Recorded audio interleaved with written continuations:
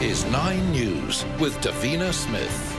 Good morning. A man wielding a knife has been shot by police in Melbourne. The incident broadcast live on radio. Mark Santomartino is live for us in Lilydale. Mark, good morning to you. Just take us through how this all unfolded. Morning, Davina. The standoff began just outside that local medical clinic here at the Lilydale marketplace. It was just after 9 o'clock and a small handful of local police had one man brandishing a knife surrounded. He was wearing sunglasses, no mask and a long sleeve T-shirt. He refused for more than half an hour, according to witnesses, to put down that knife. Police continued to arrive in number, but just before the Special Operations Unit could get here to the Lilydale marketplace, the man was on the move. He started walking toward the road. On the other side of that is Lilydale Secondary College. Witnesses have said to us he then doubled back and went out of view just on the other side of this Caltex service station. That's when one witness named Pauline was live on radio with 3AW here in Melbourne and described the action, hearing 3 gunshots. God, he's on the move. What's happening? There's a fellow outside Chemist Warehouse at Lilydale Market brandishing quite a large knife. He was standing there for about 5 minutes. He's obviously surrounded by police. But now he's decided to go walking through the car park. There are guns drawn and they're yelling at him to put the knife down, obviously. And we now have 2 more police vehicles. And we now have police in black. Oh, shit, they're shooting. They've just shot. I can't see if they've shot him, but there's just been 3 or 4 rounds. Davina, we understand that man was shot in the upper body. Some of the images that our helicopter captured are too gruesome to show. He was transported across the road to Lilydale's Secondary College, where he was airlifted from the Oval. We understand he's been taken to the Royal Melbourne Hospital. At last update, he was in a serious condition, but those images certainly told a different story. We don't have an update yet on the police officer who is believed to have shot the man, but Victoria Police is expected to speak to the media a little bit later this afternoon. Davina? We'll see what the day brings, Mark. Thank you very much. Well, the New South Wales Deputy Premier has faced a joint meeting of Liberals and Nationals for the first time since threatening to split the coalition over a koala policy. Let's go live to New South Wales State Politics reporter Liz Daniels. Liz, good morning. What happened behind closed doors? Well, Davina, the upshot is that John Barilaro is still the leader of the Nationals in New South Wales and remains the Deputy Premier. He's just emerged from that meeting, all smiles with his deputy by his side and party room MPs falling in behind him. This morning he had to front those MPs where they could have called a leadership spill, but nobody did, and John Barilaro did not offer to resign, so that moment has passed. His leadership's been under intense scrutiny since last Thursday when he led a revolt against the government's koala protection policy and threatened to remove the Nationals' support from the government. An ultimatum from the Premier held together the coalition agreement in the end, but it did trigger a tirade of criticism, particularly from senior Liberals who didn't like the way John Barilaro handled the situation. There were whispers this morning that there may have been a test of the party room resolve to remain behind John Barilaro, especially as MPs arrived and not all were willing to publicly back their leader.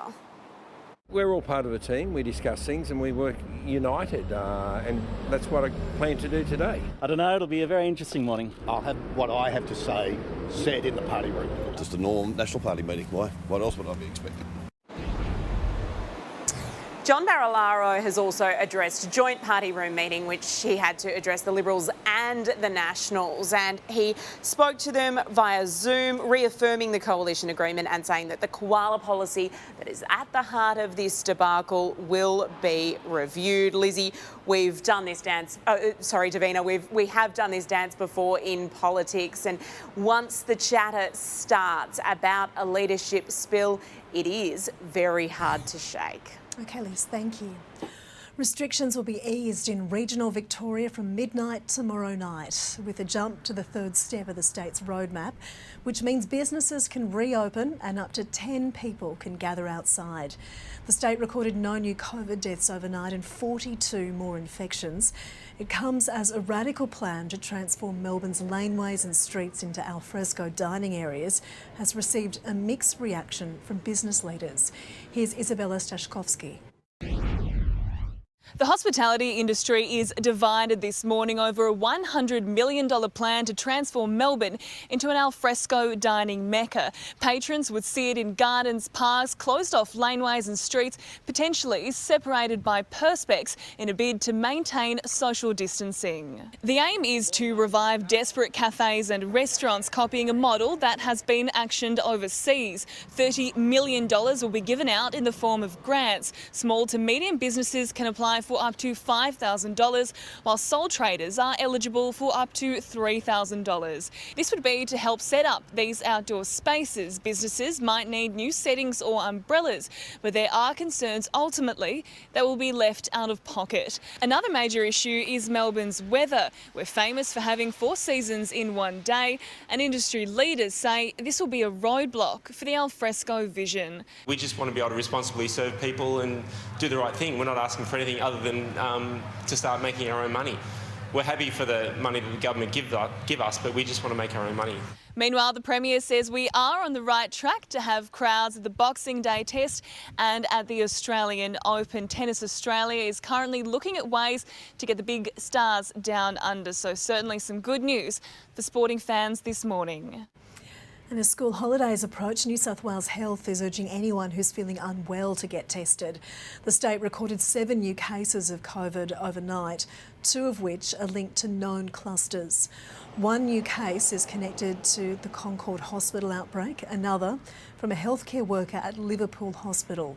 Another student at Blue Mountains Grammar School has also fallen ill. Well, Adam Haggerty has the latest from Queensland now, where just 1 new case has been recorded as new testing clinics open up in hotspot suburbs around the state's southeast. Well, the numbers here are good. Queensland's 1 new case of COVID-19 is a returned overseas traveller already in hotel quarantine. There's still some concern around, though, particularly in the Ipswich and Redbank Plains area. We've seen testing ramped up there. It is the latest location where someone's actually been in the community while infectious. A concern for the Chief Health Officer, Jeanette Young, is testing rates have recently been down a bit as we try to get to 14 days of no local transmission before minor restrictions like home gatherings are eased. The big talking point, though, is still our hard border, and pressure is expected to increase even further. We know South Australian health bureaucrats have been in meetings today discussing whether they'll open to the ACT and New South Wales. That's a state with no active cases. Queensland, on the other hand, has 31. The Northern Territory is also planning to open to Greater Sydney on October 9. However, the message from the Queensland Health Department remains the same. It wants 28 days. That's 2 incubation periods of no local transmission and unexpected or untraceable infections in those southern states before we open up to them. The Prime Minister is pledging a gas-led economic recovery, announcing a plan to lower energy bills for households and industry post-pandemic. We'll go live to our political reporter Kerrie Yaxley in Canberra. Kerrie, good morning to you. What can we expect? Well, Davina, Scott Morrison has just spoken near Newcastle this morning, outlining the plan for economic recovery with gas at the centre.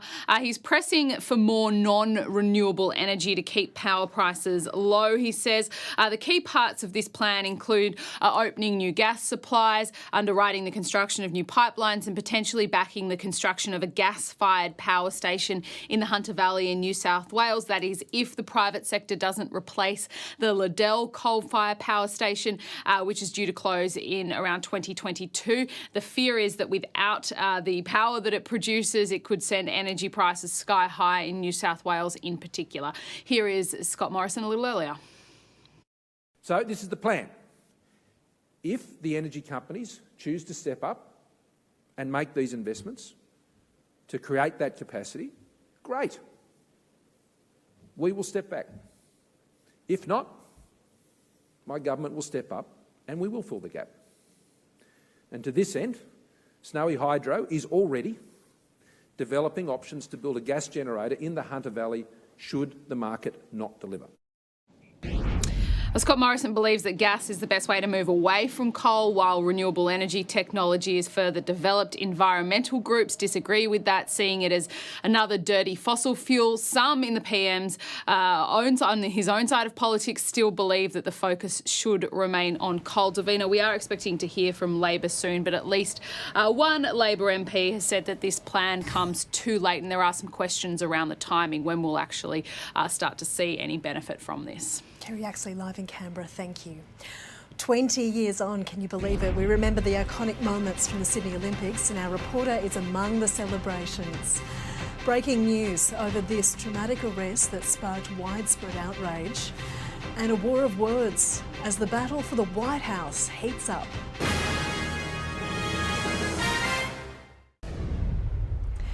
It was one of the greatest moments in Sydney's history, a shining light on the harbour city as we welcome the world to our doorstep for the Sydney Olympics. It was indeed the greatest games ever, and to celebrate 20 years since that moment, the Olympic cauldron has been relit, and Damien Ryan was there. The Olympic cauldron, the centrepiece at the Sydney Olympic Games, and today 2 young athletes followed in the footsteps of the great Cathy Freeman and relit the flame. Today's marking of the milestone, but she did send this message. I'm excited about these celebrations. When I reflect back on lighting the cauldron 20 years ago, the words that come to my mind are surreal and just simply magnificent. For me, I'm always going to be extremely biased about Sydney, thinking it was the best games ever. And for me personally, I think it really turned Paralympic Games around.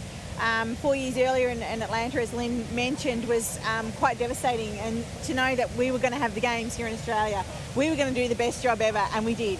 It was absolutely brilliant. Sydney was amazing during this time. You know, I'm a Sydney-sider, and it was the very best that this city had to offer, and the best that Australia had to offer to the world. So we should be proud of that today.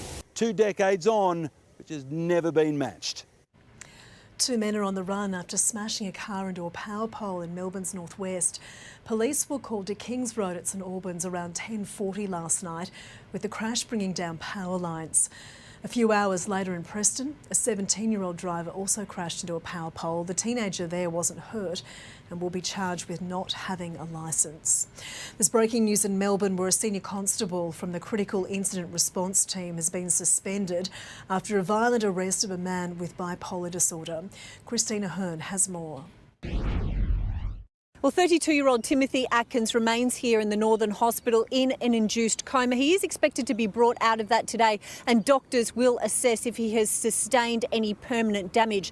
This after his dramatic arrest in Epping on Sunday, and footage emerging of that arrest which shows a clearly agitated Mr Atkins being hit by a police car. He is capsicum sprayed, and then when he is on the ground, he is hit in the stomach and the face before an officer stomps on his head. Now, the family say that Mr Atkins was seeking treatment here at the Northern Hospital after suffering a bipolar episode, the first in about 9 years, but he couldn't get a psych bed for 24 hours, so that is why he fled. Hospital staff then calling police. The lawyer for the family is calling for the officer that can be seen in that footage stomping on Mr Atkins' head to be immediately stood down, describing it as a dangerous and violent act. I think that the last incident regarding the stomp on the head when he is already restrained on the ground could well lead to criminal charges. Professional Standards Command is now investigating the actions of those officers. An abandoned home in Melbourne's east has gone up in flames last night, triggered by a loud explosion. It's been treated as suspicious. Investigators have been told a man was seen running out of the house on Orchard Avenue at Boronia after the blast. Police say squatters had been staying at the home. Signs of life for what's been found on Venus that shocked astronomers. A wartime grenade sparks an emergency response in the suburbs. And family reunited as quarantine ends for the AFL Transition Hub.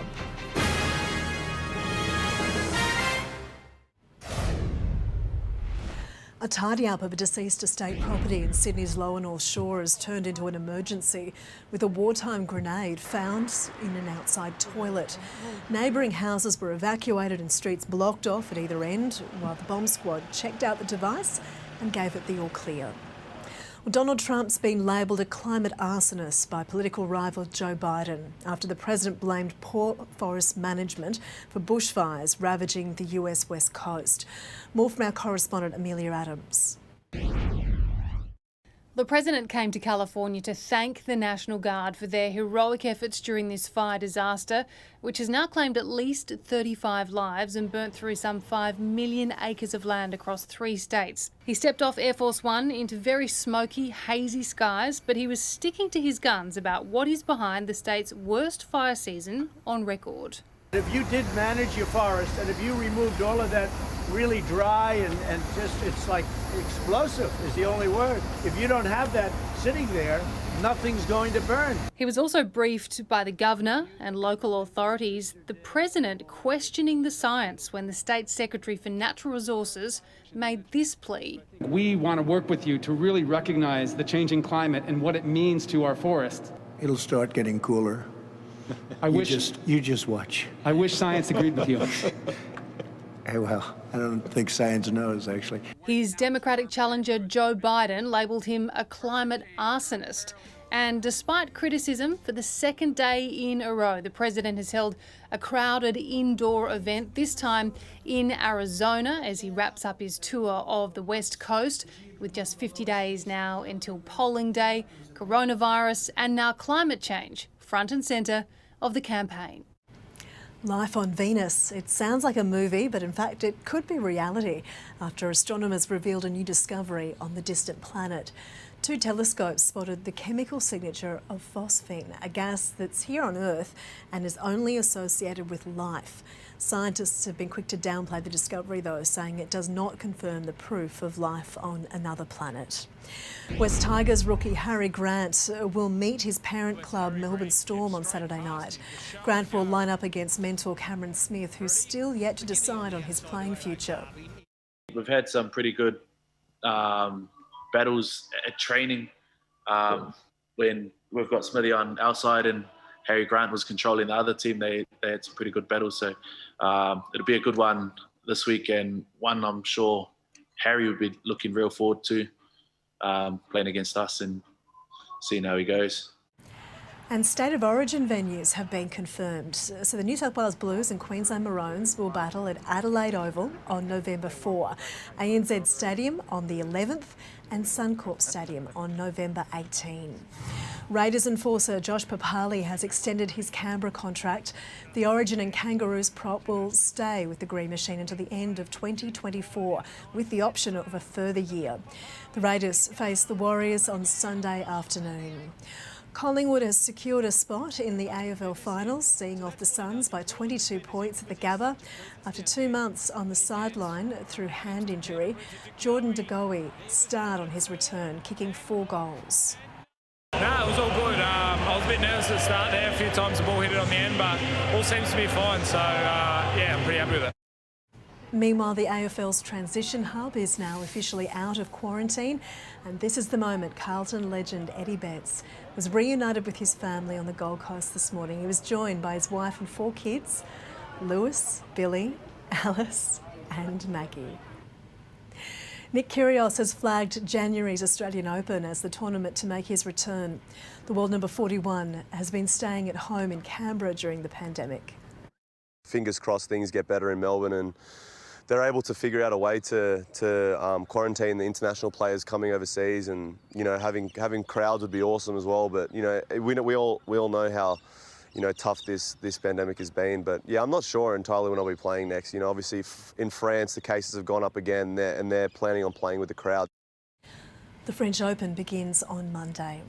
Well, what's in store weather-wise for the rest of the week? We'll have the forecast for you up soon.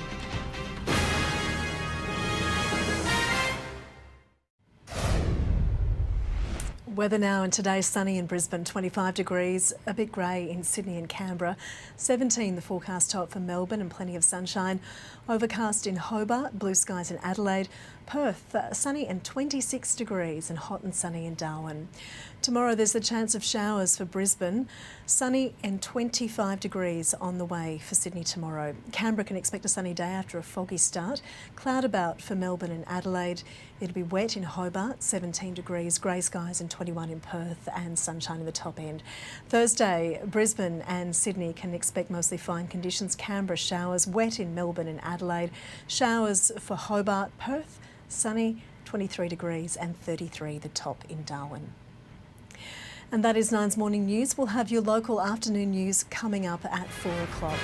I'm Davina Smith. Thanks for your company. We'll see you soon.